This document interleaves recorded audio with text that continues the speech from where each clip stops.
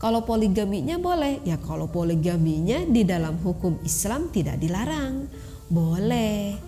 Walaupun itu tidak dianjurkan juga gitu ya. Tetapi di dalam berpoligami tentulah ada cara-caranya, ada hukum-hukumnya yang harus diketahui oleh suami dan juga istrinya tersebut begitu. Jadi jika suami ingin melakukan poligami, hendaklah suami mengetahui dulu hukum-hukumnya itu. Begitu ya. Jadi jangan sampai berpoligami ada di dalam hal-hal yang tidak diridhoi oleh agama begitu. Jadi di sini dikatakan ya bahwa jika berpoligami harus adil itu suaminya.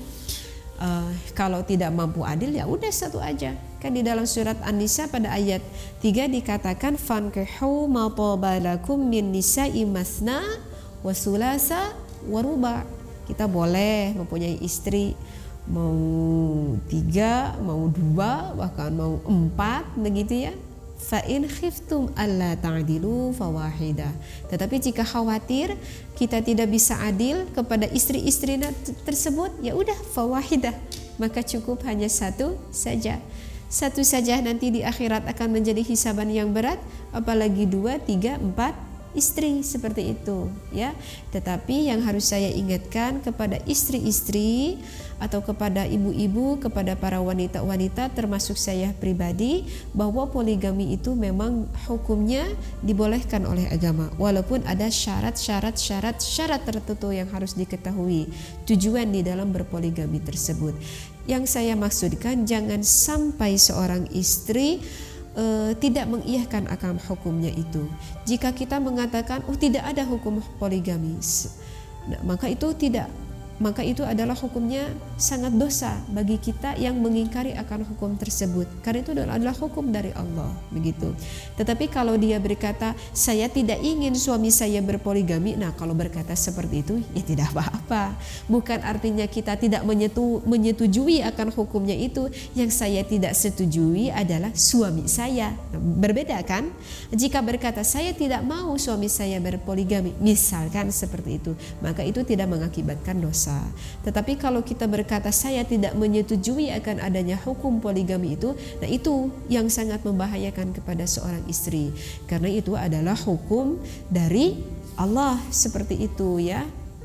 Nah, dan yang harus diperhatikan di dalam berpoligami itu, seseorang suami itu kan di sana di dalam pertikahannya itu harus ada al-qasmu begitu. Al-qasmu itu apa? Mengilir. Kalau bahasa Sundana malah kilir gitu. Kilir ti istri kahiji, ti istri kadua, katilu, kaopat, kedah adil senari cikolot mah gitu. Ini dikatakan di dalam kitab Syarah Al-Mahali ala Minhajut Thalibin, di dalam kitab Minhajut Thalibin. Jadi misalkan seorang suami yang mempunyai 3 istri, maka untuk misalkan disetujui bahkan di istri yang pertama 4 hari, istri kedua 4 hari, istri yang ketiga 4 hari, sudah disetujui itu. Misalkan istri ini ingin mendapatkan giliran yang pertama, istri yang kedua ingin mendapat giliran yang pertama, dan istri yang ketiga pun sama ingin mendapat giliran yang pertama. Maka caranya seperti apa? Maka boleh dengan cara mengundi. Siapakah yang keluar duluan, maka itulah yang mendapat giliran pertama dari saya, misalkan oleh seorang suami. Apakah itu hukumnya boleh dengan melakukan undian seperti itu? Boleh seperti itu ya. Misalkan jadi mendapatkan gilir istri pertama 4 hari, kedua 4 hari, ketiga 4 hari. Bagaimana jika seorang suami misalkan bekerjanya itu siang hari, sehingga istri yang pertama mendapati kilir 4 harinya itu bertemu dengan suaminya selalu malam hari, karena pada siang hari suaminya bekerja. Ya berarti bagian untuk istri yang pertama itu pada malam hari selama 4 hari tersebut. Dan waktu berkilir ke istri kedua, suaminya itu misalkan kerjanya shift malam begitu, sehingga bisa bertemu dengan istri yang kedua pada siang hari, maka itu pun tidak apa-apa, karena dengan alasan bekerja. Kalau dengan istri pertama bertemunya malam hari, dengan istri yang kedua pada siang hari dengan alasan karena suami bekerjanya itu misalkan ada shift gitu, kadang shift siang, kadang shift malam, maka itu bisa disesuaikan. Yang penting adil, misalkan ini 4 hari misalkan seperti itu ya. Nah, terus di dalam apa sih di dalam kita tujuan mengilir antara satu istri dengan istri yang lain? Tujuannya itu adalah untuk menghibur, bukan untuk menyetubuhi istrinya saja. Ingat sekali lagi, tujuan untuk suami mengilir kepada istri pertama, kedua, dan misalkan sampai ketiga atau keempat, tujuannya adalah untuk menghibur keluarganya. Itu bukan untuk hanya menyetubuhi saja istrinya. Karena kan di dalam pertikahan ada hak dan kewajiban, antara hak kewajiban istri kepada suami ataupun suami kepada istri. Jangan sampai misalkan seperti ini, ketika dia menikahi istri pertamanya, dia dengan istri pertamanya itu sampai 1 minggu 2 minggu, tetapi kepada istri yang kedua suaminya itu hanya bertemu dengan istrinya mungkin dalam 1 hari hanya 3 jam saja, hanya menyetubuhi istrinya saja. Kemudian dia lekas-lekas pergi pulang ke istri yang pertama. Kenapa? Karena saya takut istri saya itu tahu kalau saya punya istri lagi, misalkan seperti itu. Sehingga jelas tidak ada keadilan di sana, begitu. Terus suami itu bilang bahwa istri saya yang kedua juga ridho dilakukan saya seperti itu. Yang saya ingatkan di dalam agama itu bahwa dengan istri yang pertama adalah ibadah, dengan istri yang kedua juga adalah ibadah, dengan istri yang ketiga juga sama adalah ibadah. Seorang istri bukan hanya sekedar oleh suami diberi nafkah saja. Seorang istri juga wajib suami memberikan fatwa-fatwanya, ilmu-ilmunya kepada siapa? Kepada istri-istrinya. Baik istri kedua, istri ketiga, itu kewajiban suaminya. Apalagi ketika istri kedua sudah mempunyai anak, istri ketiga sudah mempunyai anak, maka tanggung jawab siapa? Tanggung jawab suaminya. Dan di dalam keluarga harus ada keharmonisan, keindahan, kehangatan. Bagaimana jika hanya sekedar mengunjungi istrinya, hanya menyetubuhinya saja dengan beberapa jam? Logika akal juga kita kan tidak sampai ke sana. Nah, jadi jangan sampai berpoligami seperti itu. Jadi harus ada keadilan. Jadi bagi seorang yang lelaki ingin berpoligami, tentulah harus tahu dulu hukumnya. Begitu. Dan yang diingatkan adalah tujuan utamanya. Tujuannya itu apa? Apakah hanya karena ingin bersenang-senang atau bertujuan semata-mata ibadah karena Allah? Yang digaris bawah di sini adalah harus bertujuan semata-mata ibadah karena Allah Subhanahu wa taala. Kemudian apakah boleh seorang suami begini. Jadi untuk seorang suami, hendaknya seorang suami yang keluar ke rumah istri-istrinya. Misalkan istri yang pertama, yang kedua, yang ketiga sudah mempunyai rumah masing-masing. Maka yang baik bagi seorang suami untuk mengilir ke istri yang kedua, yang ketiga, suamilah yang hendak keluar, bukan istri yang mendatangi suami. Jadi suami yang menemui istri ke rumahnya, bukan istri yang menemui istrinya. Maksud saya bukan istri yang menemui suaminya. Jadi jangan sampaikan istri yang keluar dari rumah, tetapi suamilah yang hendak datang kepada istrinya, seperti itu. Terus bagaimana jika seorang suami misalkan 4 hari di istri pertama, ketika seorang suami waktu kilir ke istri yang kedua sudah 4 hari, berarti mau ke istri yang kedua.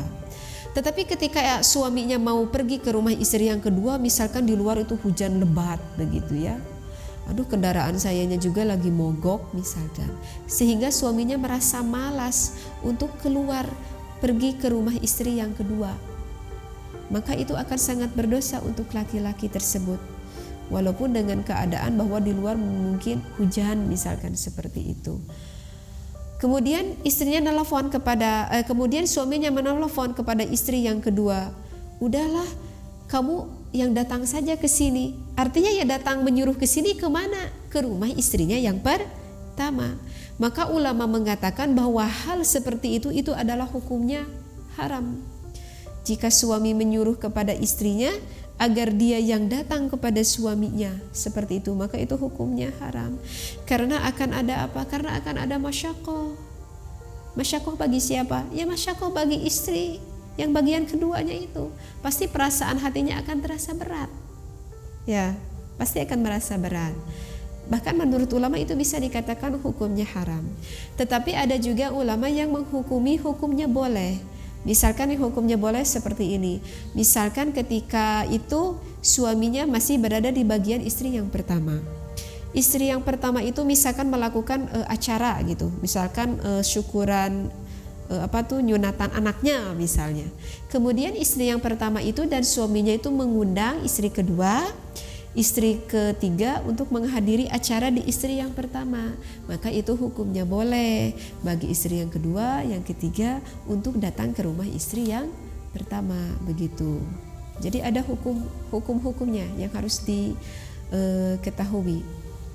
Lantas misalkan bagaimana jika seorang istrinya yang nusyuz? Yang nusyuz di sini adalah misalkan pada 4 hari bagian istri yang pertama.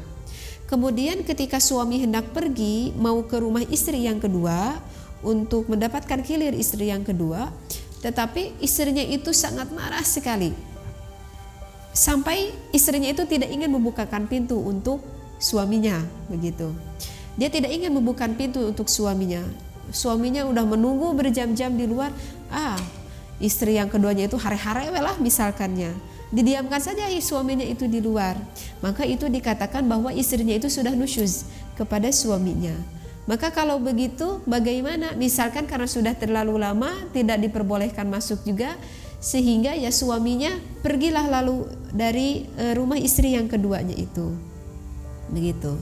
Misalkan hendak pergi ke istri yang ketiga misalkan.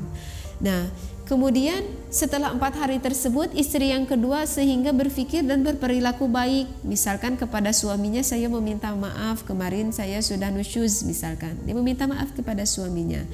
Ketika istrinya sudah meminta maaf kepada suaminya, apakah istri yang kedua itu masih berhak mendapatkan mengkodok lah gitu? Apakah suaminya itu wajib mengkodok gitu? Karena barusan harusnya waktu kilir kemarin suaminya ada, ini tidak ada. Apakah suaminya wajib mengkodok? Yang 4 hari itu tidak ada kewajiban untuk suaminya mengkodok. Kenapa? Karena itu adalah dari kesalahan istrinya, bukan dari kesalahan suaminya. Jadi suaminya tidak wajib mengkodok akan perilaku yang dilakukan oleh istrinya yang kedua yang nusyuz itu.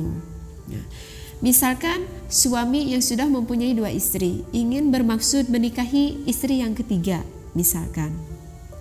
Kalau istri yang ketiganya itu adalah seorang gadis, seorang perawan, maka berhak seorang istrinya yang perawan itu mempunyai hak bersama-sama dengan suaminya itu selama 7 hari. Itu. Misalkan ketika dengan istri yang pertama 4 hari, istri yang kedua itu udah 4 hari, udah komitmen nih 4 hari. Kemudian suaminya menikah lagi, mempunyai istri yang ketiga. Dan istri yang ketiganya itu adalah gadis atau perawan. Maka suaminya berhak mendapatkan istrinya tersebut bersenang-senanglah selama 7 hari. Karena udah melebihi kan, dia harusnya 4 hari, ini 7 hari. Apakah ketika kembali ke istri pertama harus mengkodok sehingga menjadi 7 hari? Oh tidak harus mengkodok gitu. Karena ini adalah pengantin baru. Tetapi kalau jika istri yang ketiganya itu adalah seorang janda, ini adanya di dalam kitab takrib ya, nanti bisa dilihat. Kalau seorang istrinya janda, maka mempunyai haknya itu selama 3 hari. Jadi berbeda antara yang janda mah 3 hari, kalau yang gadis, yang perawan mah 7 hari. Kalau misalkan istri yang pertama dan istri yang keduanya marah, kok saya 4 hari, kamu menikah lagi 7 hari gitu. Maka itu tidak bisa protes untuk istri yang pertama dengan istri yang kedua, karena itu memang hak suami dan hak istrinya. Dan itu dikatakan di dalam kitab takrib ya, itu boleh seperti itu. Di dalam kitab Fathul Qorib itu boleh seperti itu. Kalau misalkan suami bepergian, harus di mana istri yang saya bawa? Kalau mau empat-empatnya, misalkan kalau istrinya 4 boleh? Ya boleh. Kalau dia tidak akan bertengkar di tengah jalan, ya boleh, bawa saja 4 istrinya. Tapi kalau misalkan dia hendak pergi, lihatlah waktu kilirnya itu dengan siapa. Kalau sekarang waktu kilir dengan istri yang pertama, kemudian suaminya hendak pergi keluar, berarti yang dibawa siapa? Ya istrinya yang kilir itu. Kalau waktu dia bepergian suaminya, kemudian bagian istri yang kedua, ya berarti yang dibawa adalah istri yang kedua. Kecuali kalau misalkan ada madarat, misalkan kata istri yang kedua, udah aja sama istri yang ketiga, saya itu lagi sakit, nggak kuat, perginya mas, misalkan. Perginya gantian dah sama istri yang ketiga, berarti sudah ridho, maka itu tidak apa-apa. Suaminya mengajak istri yang ketiga karena sudah ada ridho dari istri yang kedua, mungkin karena alasan sakit misalkan, atau karena alasan sudah melahirkan. Kata istrinya yang kedua, ya udahlah mas, perginya sama istri yang ketiga saja. Aduh, istri-istri solehah ini ya. Ini di dalam hukum. Saya berani mengatakan ini karena ini adalah hukum gitu. Entah, mudah-mudahan tidak terjadi oleh suami saya gitu ya. Karena saya mengatakan hukum seperti itu. Tidak, insya Allah suami saya baik. Tidak akan berpoligami sepertinya. Nah, kemudian kalau misalkan seorang suami, apakah boleh bersatu dengan misalkan istrinya 3? Apakah boleh menyatukan serumah dengan istri-istri yang lainnya? Kalau itu sebetulnya hukumnya haram, tidak boleh disatukan satu rumah karena akan ya dikhawatirkan lah kalau satu rumah teuing mah gitunya, ningali teuing mah si istri teh bisi asa gancang cemburu, gancang panas lah hatanya, maka itu tidak boleh. Hukumnya haram kecuali, tetapi ada kecualinya. Kecuali jika istri yang pertama, istri yang kedua, istri yang ketiganya wanita-wanita yang sangat sabar. Kata wanita yang pertama, kata suaminya teh, udah satukan rumah aja ya. Da akang teh belum bisa untuk membelikan rumah yang kedua dan yang ketiga, begitu. Kalau gitu disatukan rumah, satu rumah saja. Kata istri pertama, iya akang. Kata istri yang kedua, iya akang. Istri yang ketiga berkata, iya akang. Ridho ketiga istrinya, maka itu hukumnya boleh disatu rumahkan. Rasanya indah ya. Seperti itu. Tetapi jadi boleh satu rumah jika istrinya ridho. Sekali lagi, jika istrinya ridho. Tetapi jika istrinya tidak ridho, maka itu hukumnya tidak boleh. Tetapi kata suami, aduh gimana, saya kan belum bisa membelikan rumah untuk istri yang kedua. Ya kalau belum bisa membelikan rumah, ya suruh ngontrak aja dulu, semampunya itu dulu. Gitu, suaminya cukup mampu untuk kontrak, ya udah ngontrak dulu. Misalkan tidak mampu ngontrak, suami istri yang keduanya tinggal bersama ibu bapaknya, ya udah tinggal dulu dengan ibu bapaknya. Jadi kita kilir ke rumah mertua kita seperti itu. Kecuali kalau keadaan rumahnya yang sangat besar sekali, misalkan di dalam satu kawasan, tetapi mungkin ini suaminya kaya berarti ya, tetapi mempunyai fasilitas kamarnya masing-masing gitu. Misalkan satu kamar itu tetapi seolah fasilitas seperti satu rumah gitu. Jadi bukan hanya ada kasur saja di dalam kamar itu, mungkin sudah ada kamar mandinya, sudah ada dapurnya, jika mempunyai anak ada kamarnya yang lain. Nah, jika seperti itu boleh disatukan satu istri karena sudah mempunyai fasilitasnya masing-masing gitu. Misalkan seperti gini, misalkan punya istri 3. Istri yang pertama di tingkat pertama dengan fasilitas seperti rumah. Tingkat kedua, istri yang kedua. Tingkat ketiga, istri yang ketiga. Fasilitasnya seperti di dalam rumah. Walaupun itu istrinya tidak ridho, maka itu hukumnya boleh. Kenapa? Karena itu sudah mempunyai fasilitasnya masing-masing. Seperti itu. Ya.